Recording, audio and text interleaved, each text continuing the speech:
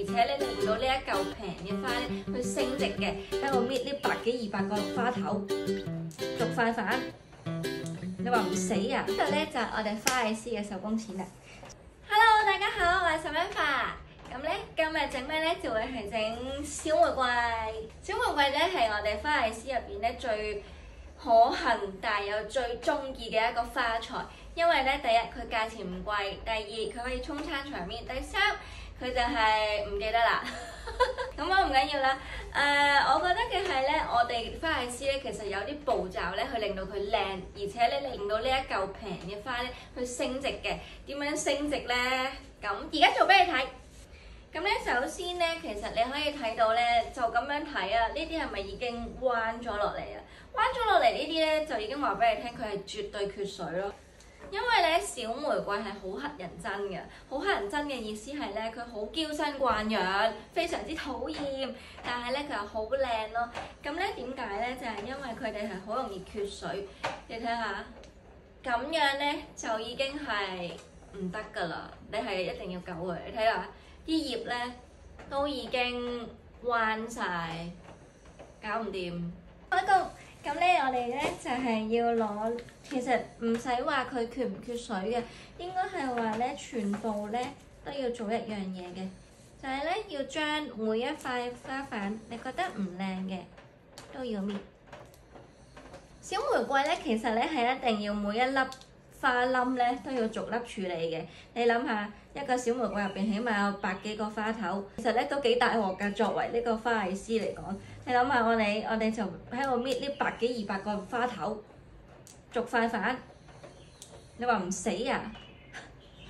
不過咧，你見到咧搣完之後咧係有分別嘅。我搣完呢一支咧你就知㗎啦。老實講，我唔知有冇錄到有呢個打鼻鼾聲，但係其實係我隻狗打鼻鼾。呢個咧就係啱啱搣完嘅呢一個小玫瑰啦，一定靚啦。好，再睇下未搣㗎啦喎。嗱，你可以睇到咧，完全兩樣嘢嚟嘅。一個搣咗咧係好整齊、好乾淨嘅。咁呢一個未搣嘅，唔知點解好殘花敗柳嘅喎。但係搣咗之後咧，佢就會好靚咯。但係呢個咧就係我哋花藝師嘅手工錢啦。所以點解有啲人話點解啲花藝師做花要咁貴啫？我自己都識摘啦。其實咧就係因為我哋識得處理咯。呢個咧就係未處理嘅小玫瑰，呢一個咧就係啱啱處理咗嘅小玫瑰，係咪真係好遠咧？最後咧，如果你見到一啲真係唔靚嘅嘢，例如啦，呢一個係咪已經斷咗？斷咗嘅意思佢唔會開㗎啦。咁所以咧，我哋就剪咗佢出嚟。成支剪咗佢出嚟，咁唔要㗎啦呢支嘢，因為佢唔識開花㗎啦。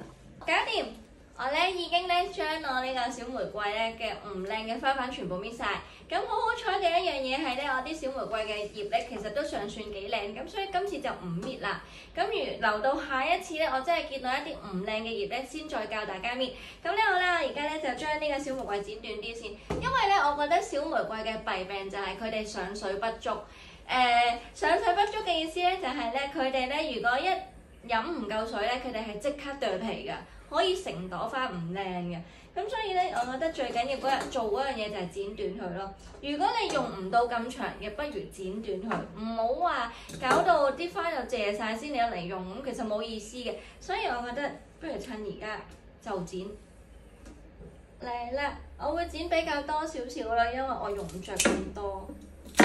用唔着咁長咯，跟住咧，於是者我最中意嘅步驟就係將呢啲花瓣篤落去呢個樽度，浸佢。好，攞返起，搞掂。咁而家咧就搞掂啦，叫做飲飽咗水㗎啦。咁咧我哋呢一個咧就已經浸好咗啦，閂咗。等1個鐘頭咧就可以用㗎啦。咁今集係咁多，拜拜。